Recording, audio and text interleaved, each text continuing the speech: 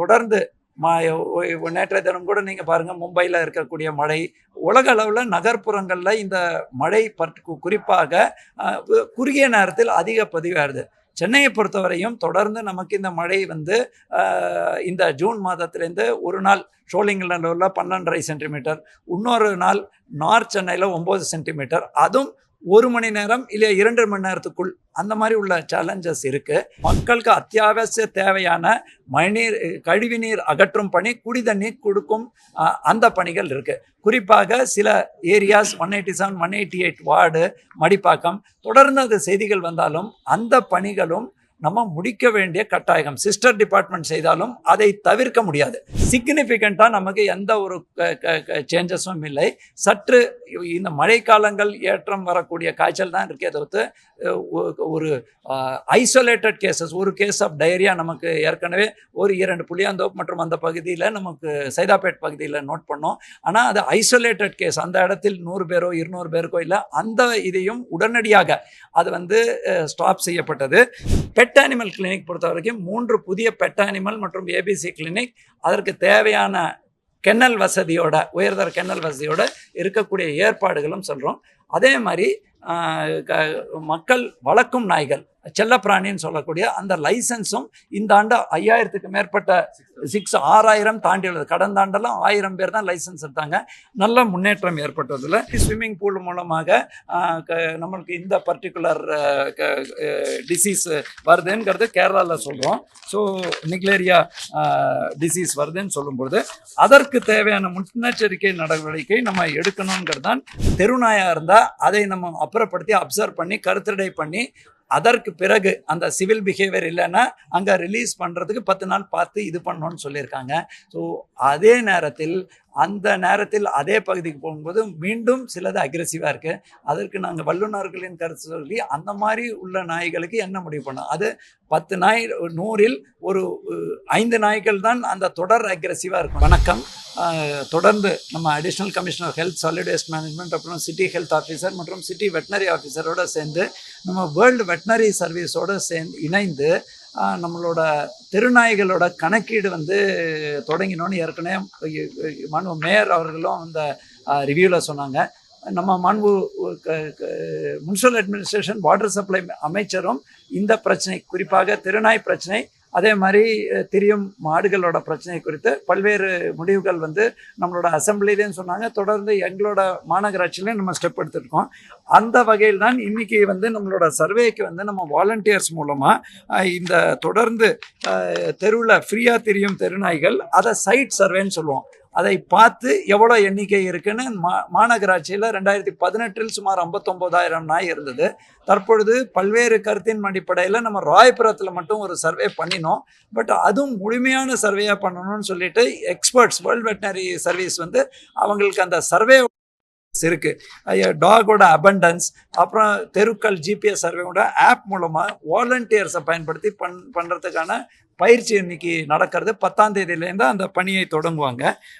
அதற்கு தேவையான அனைத்து கைடன்ஸும், பப்பி குட்டி நாய்களாக இருக்கும் இல்லையா, 4லேருந்து 11 மாதத்துள்ள ஜுவனைல் நாய்களாக இருக்கும், 12 மாதத்துக்கு மேலே இருக்கக்கூடிய அடல்ட்ஸாக இருக்கட்டும், அது கருத்தடை பண்ண நாய்களா, ஆண் நாயா பெண் நாயா போன்ற அனைத்து டீட்டெயில்ஸும் இவங்க கலெக்ட் பண்ணி அதன் அதே மாதிரி கருத்தடை மட்டும் இல்லாமல் தடுப்பூசி போட்ட நாயாய் போன்ற சர்வே பண்ணும் பொழுது நமக்கு இந்த நாய் கட்டுப்படுத்துறதுக்கு அனிமல் பர்த் கண்ட்ரோல் மெத்தடுக்கு ரொம்ப ஏதுவாக இருக்கும். இதில் அனைத்து கால்நடை மருத்துவர்கள் மட்டுமல்லாமல் நம்மளோட மற்ற தொண்டு நிறுவனங்களும் அவங்களையும் நாங்கள் அழைப்பு கொடுக்குறோம். இந்த மாதிரி இது வாலண்டியர் பண்ணோம். 2 பிரபல கல்லூரியிலேருந்து மாணவர்கள் வாலண்டியர் பண்ணுறாங்க. அந்த அவங்களுக்கான பயிற்சி நடக்கிறது. இது பாயிண்ட் நம்பர் 1. 2வது வந்து தொடர்ந்து நேற்றைய தினம் கூட நீங்கள் பாருங்கள், மும்பையில் இருக்கக்கூடிய மழை, உலக அளவில் நகர்ப்புறங்களில் இந்த மழை குறிப்பாக குறுகிய நேரத்தில் அதிக பதிவாயிருது. சென்னையை பொறுத்தவரையும் தொடர்ந்து நமக்கு இந்த மழை வந்து இந்த ஜூன் மாதத்திலேருந்து ஒரு நாள் ஷோலிங்கநல்லூரில் 12.5 சென்டிமீட்டர், இன்னொரு நாள் நார்த் சென்னையில் 9 சென்டிமீட்டர், அதுவும் 1 மணி நேரம் இல்லை 2 மணி நேரத்துக்குள், அந்த மாதிரி உள்ள சேலஞ்சஸ் இருக்குது. அந்த சேலஞ்சஸை வந்து எடுக்கிறதுக்கு ஏற்கனவே பல கட்ட மீட்டிங்ஸ் நடத்தா கூட நமக்கு ஃபீல்டில் பார்க்கும்பொழுது 3-4 நிகழ்வுகள் நாங்கள் பார்க்குறோம். இந்த ஆண்டு சப்வேயை பொறுத்த வரைக்கும் எந்த சப்வேலையும் எந்த பாதிப்பும் இது வரைக்கும் நமக்கு பிரச்சனை இல்லை. அதே நேரத்தில் சில இடத்தில் மழை பெய்யும் போது பல இடத்தில் மழை தண்ணி அப்படியே ட்ரெயின் ஆகிடுறது. ஒரு மழை தண்ணினா எங்கேயாவது ட்ரெயின் ஆகி கடைசியில் 4 வெளியேறும் வழிகள் கொசத்தலையார், கூவம், அடையார் மற்றும் கோவளம் பேசின் மூலமாக போக வேண்டியிருக்கு. சில ஏரியாவில் என்ன ஆகுதுன்னா கடைசி அந்த மழை பெய்து வரைக்கும் தண்ணி தேங்கிறது ஆங்கிள் லெவலில் இது. அதுக்கப்புறம் மழை நின்ற பிறகு க்ளீன் ஆகுது. ஆனால் அதே இடத்துல சுமார் 39லேருந்து 40 இடங்கள் நம்ம ஏற்கனவே அறிவித்திருக்கோம். நம்மளோட டிசாஸ்டர் மேனேஜ்மெண்ட் தாழ்வான பகுதிகள் அங்கே தண்ணி தேங்கி மழை பெய்த பிறகு அதுக்கப்புறம் தான் அதை பம்பிங் பண்ணால் கூட அந்த நேரத்தில் சற்று இருந்து சில நேரம் கழித்து தான் அது ரிலீஃப் ஆகுது.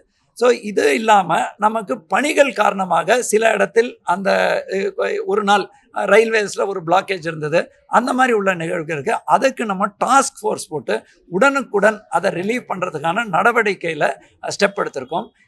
இந்த சென்னை மாநகரை பொறுத்த வரைக்கும் குறிப்பிட்ட சில எக்ஸ்டெண்டட் ஏரியாஸில் நம்ம நிறைய வளர்ச்சி பணிகள், குறிப்பாக மக்களுக்கு அத்தியாவசிய தேவையான மழைநீர், கழிவுநீர் அகற்றும் பணி, குடிதண்ணீர் கொடுக்கும் அந்த பணிகள் இருக்குது. குறிப்பாக சில ஏரியாஸ் 187, 188 வார்டு, மடிப்பாக்கம், தொடர்ந்து அது செய்திகள் வந்தாலும் அந்த பணிகளும் நம்ம முடிக்க வேண்டிய கட்டாயம். சிஸ்டர் டிபார்ட்மெண்ட் செய்தாலும் அதை தவிர்க்க முடியாது. ஸோ அந்த மாதிரி இடத்தில் சேத்து சாலை என்று ஒரு சவால். ஆனால் அது எல்லா இடத்துலையும் இல்லை. நீங்கள் பார்த்தீங்கன்னா சேத்து சாலைங்கிறது சில பெருங்குடி, பள்ளிக்கரணை இந்த மாதிரி பணி நடக்கும் மடிப்பாக்கம் போன்ற பகுதிகள், அதே மாதிரி சில மணப்பாக்கம் ஏரியாவில், அதே மாதிரி கோயம்பேடு பகுதிகளில், அது மட்டும் இல்லாமல் நம்மளோட 2-7 போன்ற எக்ஸ்டெண்டட் ஏரியாஸில் இது சவால்கள் இருக்குது. அங்கேயும் நாங்கள் ஸ்பெசிஃபிக் டாஸ்க் ஃபோர்ஸ் போட்டு குறிப்பாக இந்த சேர்ந்திருக்கிற மண் பணி செய்யும் பொழுது அதை அகற்றிவிட்டால், அதை நிறைய பேர் எதிர்பார்க்கிறது உடனடியாக சாலை போட்டால் அந்த ஹவுஸ் கனெக்ஷன் கொடுக்க முடிய மாட்டேங்கிறது. அந்த துறைகளும் விரைவுபடுத்தி அதற்கான தெளிவுரை வழங்க சொல்லியிருக்கோம். மழை காலங்களில் அதனால தொடர்ந்து நைட் டியூட்டிலேருந்து நம்ம 24/7 ஸ்டாப் போட்டு இந்த பணிகளை சேர்க்கும். அதே மாதிரி பல ஏரியாகளில் தண்ணி தேங்காத இதுவும் இருக்குது. அந்த ஏரியாலையும் ஏதாவது சூட் பைப் பிளாக்கோ சில்ட் கேட்ச் பிட்னால பிரச்சனை இருக்கக்கூடாதுன்னு கண்காணிக்க அதிகாரிகள் டீம்ஸ் போட்டிருக்கோம். அதே மாதிரி மழை காலங்களில் நோய் வரத்துக்கான பொது சுகாதார பிரச்சனைகள், அடிஷ்னல் கமிஷனர் ஹெல்த்து, அதே மாதிரி நம்ம CHO எல்லாம் இருக்காங்க. அதில் பொறுத்தவரை நம்ம தண்ணியால் ஏற்படக்கூடிய நோய், உணவால் ஏற்படக்கூடிய நோய், அது வரும் பூச்சிகளால், கொசு போன்றவையினால் ஏற்படக்கூடிய நோயை கட்டுப்படுத்த அனைத்து நடவடிக்கைகளும் தேவைப்பட்டால் அந்த பகுதியில் கேம்ப் போட்டிருக்கோம். சிக்னிஃபிகண்ட்டாக நமக்கு எந்த ஒரு சேஞ்சஸும் இல்லை. சற்று இந்த மழைக்காலங்கள் ஏற்றம் வரக்கூடிய காய்ச்சல் தான் இருக்கே தவிர்த்து ஒரு ஐசோலேட்டட் கேசஸ், ஒரு கேஸ் ஆஃப் டயரியா நமக்கு ஏற்கனவே ஒரு 2 புளியாந்தோப் மற்றும் அந்த பகுதியில் நமக்கு சைதாப்பேட் பகுதியில் நோட் பண்ணோம். ஆனால் அது ஐசோலேட்டட் கேஸ், அந்த இடத்தில் 100 பேரோ 200 பேருக்கோ இல்லை. அந்த இதையும் உடனடியாக அது ஸ்டாப் செய்யப்பட்டது. பட் அந்த ஏரியாலையும் தொடர்ந்து தேவையான 362 compression sprayer, 69 power sprayer, knapsack battery sprayer 202, hand operated fogging machine 238, mini fogging machine 2, vehicle mounted fogging machine 65 machines use பண்ணி கொசு கட்டுப்படுத்தும் நடவடிக்கையில் இருக்கும். உங்களுக்கு தெரியும், பக்கத்து மாநிலமான கர்நாடகாவில் இந்த ஆண்டு டெங்கு சற்று அதிகமாக இருக்கிறதுனால முன்னெச்சரிக்கையாக தண்ணி தேங்கும் இடம், இது நல்ல தண்ணியில் தேங்கும் பிரச்சனை என்றால் அதற்கான அறிவுரைகள் பண்ணுறோம். அதே மாதிரி நம்மளோட சுகாதாரத்துறை பொது சுகாதார இயக்குனரின் அனைத்து அறிவுரையும் பின்பற்றுவது.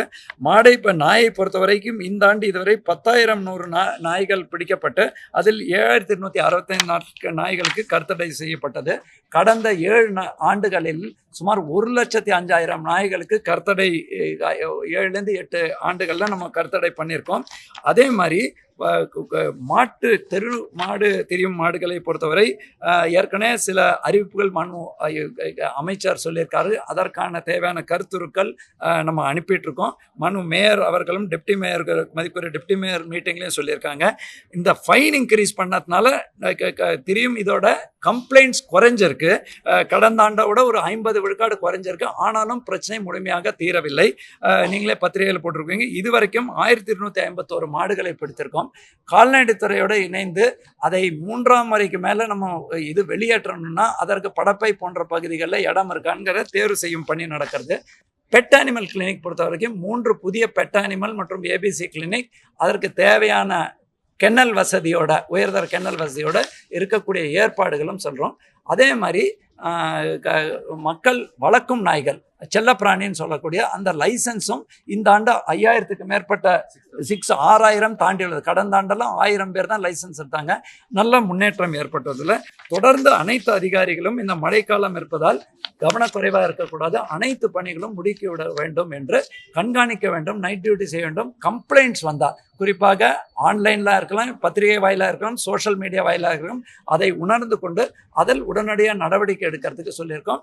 இந்த மாதிரி நேரங்களில் பிரச்சனையே இருக்காது, என்டையர் மாநகராட்சியில் எங்கேயுமே பிரச்சனை இல்லை என்ற மாதிரி நம்ம சொல்கிறதுக்கு சொல்லாமல் எங்கெங்கே இந்த மாதிரி பிரச்சனைகள் ரிப்போர்ட் ஆகிறதோ, மரம் விழுவதோ இல்லையா தண்ணி தேங்கி சேத்து சாலை போன்ற பணிகள் நடக்கக்கூடிய இடங்கள் மற்றும் மெட்ரோ ட்ரெயின் போகக்கூடிய இடத்தில் பிளாக்கு அந்த மாதிரி இருந்தால் உடனடியாக நம்மளா ரெக்டிஃபை பண்ணோம். அப்படி இல்லைன்னா கம்ப்ளைண்ட் வந்த உடனே ரெக்டிஃபை பண்ணணும்னு சொல்லி அறிவுரை வழங்கும். டெக்னிக்கலிங்க இது அப்பீல் பேஸா, பட் அடுத்த 3 மாதத்துக்குள்ள எல்லாரும் பண்ணோம் அப்படிங்கிறது எங்களோட வேண்டுகோள். அதற்கு பிறகு வீட்டுக்கு வீடு வந்து அது ஏனென்றால் என்ன மாதிரி ப்ரீடு இருக்கு, அவங்க கரெக்டாக ப்ரீட் பண்ணும்போது இன்டிஸ்கிரிமினேட் ப்ரீடிங் அலோவ் பண்ணக்கூடாது, அவங்க தடுப்பூசி போட்டு அந்த அவங்களோட செல்லப்பிராணிக்கு போடுறாங்களா, அது மட்டும் இல்லாமல் வெளியே இடத்துக்கு கொண்டு போகும்போது என்ன ஏற்பாடு பண்ணணும், எல்லாத்தையும் கணக்கீடு செய்வதற்கு கம்பேனியன் பெட் அனிமல் லைசன்ஸ் முக்கியம். செகண்ட், தடுப்பூசிகளும் அனைத்து வகை, எல்லாருமே வெறிநாயோட தடுப்பூசியை மட்டும் பேசுவாங்க. மாநகராட்சியில் முதல் முறையாக 1 in 6 என்று ரேபீஸ் தவிர மற்ற தடுப்பூசிகளும் நம்ம தெருநாய்களுக்கு போடக்கூடிய திட்டம் அறிவித்து நம்ம கவுன்சிலோட அப்ரூவலோட நம்ம அதை பண்ண இருக்கிறோங்கிறதையும் சொல்கிறோம். ஏனென்றால் நாய் மூலமாக பல்வேறு லெப்டோஸ்பைரோசிஸ்லாம் இதர நோயும் வரலாம். அந்த இதற்கும் நாங்கள் கண்காணித்து வரோம். அதே மாதிரி பொது சுகாதாரத்தில் செய்யக்கூடிய அனைத்து அறிவுரைகளும் நம்ம இயக்குனர் டாக்டர் செல்வநாயகம் மற்றும் மாநில சுகாதாரத்துறையோட அறிவுரைகளும் பின்பற்றி வருகிறோம். நம்ம பொறுத்த வரைக்குங்க ஃபர்ஸ்ட் இவரே மருத்துவர்கள், அதே மாதிரி பொது சுகாதார இயக்குனர் சில அறிவுரைகள் வேணும், அதை முழுமையாக பின்பற்றுவோம். நம்ம எந்த நோயை பொறுத்த வரைக்கும், நானே ஏற்கனவே சுகாதாரத்தில் இருந்ததுனால சொன்னேன், ஒன்று தேவையற்ற பதட்டம் இருக்கக்கூடாது, அதே நேரத்தில் நம்ம கவனக்குறைவாக இருக்கக்கூடாது. பர்டிகுலர்லி ஸ்விம்மிங் பூல் மூலமாக நம்மளுக்கு இந்த பர்டிகுலர் டிசீஸ் வருதுங்கிறது கேரளாவில் சொல்கிறோம். ஸோ நிக்லேரியா டிசீஸ் வருதுன்னு சொல்லும்போது அதற்கு தேவையான முன்னெச்சரிக்கை நடவடிக்கை நம்ம எடுக்கணுங்கிறது தான். முன்னெச்சரிக்கை இல்லை, அதுக்கு ப்ரிவென்ஷன், தடுப்புக்கான என்ன இதுன்னு அது ஸ்விம்மிங் பூல். ஆனால் ஜென்ரலாக அது ஒரு பொது சுகாதார பிரச்சனை இல்லாமல் ஒரு நோய் பிரச்சனை. அந்த நோய்க்கு அந்த மாநிலம் எடுக்கக்கூடிய ஸ்டெப்பை நமக்கு டிபிஹெச் இங்கேயும் அறிவுறுத்திருக்காரு, தேவையான அறிவுரை பண்ணுறோம். ஒன்று நோய், இன்னொன்று பொது சுகாதார நோய். பொது சுகாதாரம் டெங்கு ஒருத்தர் தவறு பண்ணுறதா இன்னொருத்தருக்கு பரவக்கூடிய நோய்கள், அதையும் நோட்டிஃபைட் டிசீஸ்ன்னு சொல்லுவாங்க. அனைத்து நோட்டிஃபைட் டிசீஸையும் எப்போவுமே ஒரு டிசீஸை மட்டும் பார்க்க மாட்டோம், அனைத்து நோட்டிஃபைபிள் டிசீஸையும் கண்காணித்து அதற்கு ப்ராப்பராக இன்டிகிரேட்டட் டிசீஸ் சர்வேலன்ஸ் ப்ரோக்ராமில் முறையாக நம்ம சொல்கிறோம்.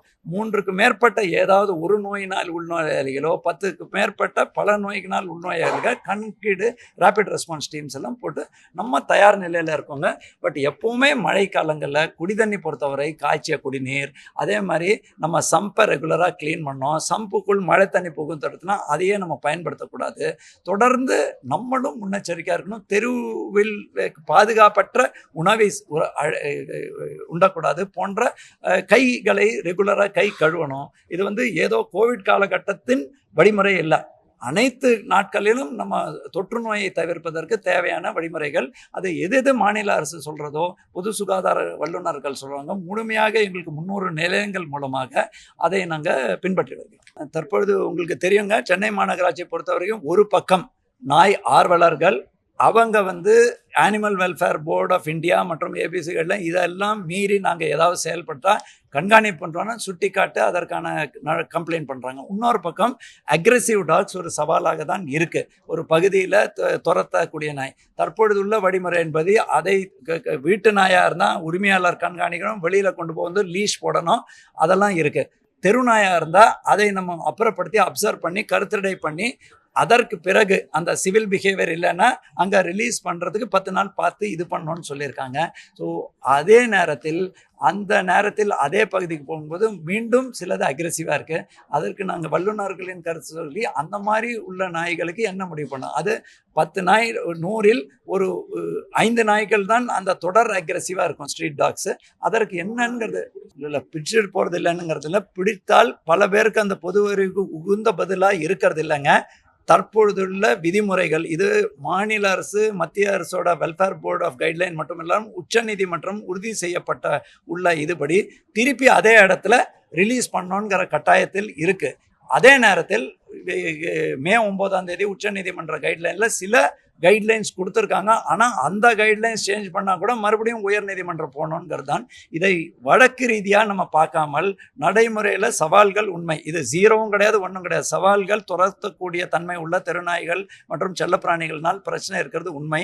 அதான் பல கடிகள் நேற்றைய தினம் கூட நமக்கு தண்டையார்பேட்டையில் மீண்டும் ஒரு இது நம்பர்ஸ் பார்த்தோன்னா எல்லாமே ரிப்போர்ட் ஆகிறதில்ல, பட் எண்ணிக்கை அதிகமாக இருக்குது.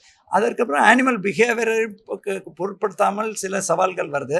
அதே நேரத்தில் நாய் ஆர்வலர்கள் மற்றும் ஆக்டிவிஸ்ட் அதில் எந்த ஒரு சுணக்கம் இப்போ நாங்கள் தவறு பண்ணாலும் உடனடியாக அதை கம்ப்ளைண்ட் ரைஸ் பண்ணிடுறாங்க மாநகராட்சி மேலே. சில லிமிட்டேஷன்ஸ் மாநகராட்சி அதிகாரிகள் ஃபேஸ் பண்ணோம். அதனால்தான் மீண்டும் இதை உயர் நீதிமன்றத்தில் எடுத்து செல்லக்கூடிய கட்டாயத்தில் நாங்கள் இருக்கோம். ஒரு கன்சன்ஸ் ஏற்கனவே 2 மீட்டிங் போட்டிருக்கோம். மீண்டும் அடுத்த 10 நாட்களுக்குள் இந்த குறிப்பாக பிராணிகள் animal welfare, Tamil Nadu animal welfare board of India மற்றும் வாலண்டியர்ஸ் அந்த ஆக்டிவிஸ்ட் ஆர்கனைசேஷன்ஸ் இதற்கு சப்போர்ட் பண்ண அவங்களோட ஒரு மீட்டிங் போட்டு நடைமுறை மக்களோட பிரச்சனையை எடுத்து சொல்லி அதற்கு ஒரு தீர்வு காணறதுக்கு நடவடிக்கை எடுக்கப்படும்.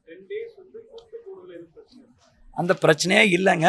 டெஃபினட்டாக அந்த குற்றச்சாட்டுகள் இருந்தால் அந்த ஏரியாவோட லிஸ்ட்டை எடுத்து நாங்கள் இப்போ கணக்கீடு பண்ணும்போது கூட மேக்ஸிமம் கம்ப்ளைண்ட் வரக்கூடிய இடங்கள் எங்கே அங்கேயும் சர்வே பண்ணுங்கன்னு சொல்லியிருக்கோம். அந்த மாதிரி குற்றச்சாட்டு இருந்து நாங்கள் 10 நாட்கள் கூட அப்புறப்படுத்தலை என்ற குற்றச்சாட்டு இருக்கக்கூடாது. இருந்தால் அதில் டெஃபினட்டாக திருத்தி நாங்கள் நடவடிக்கை எடுப்போம்.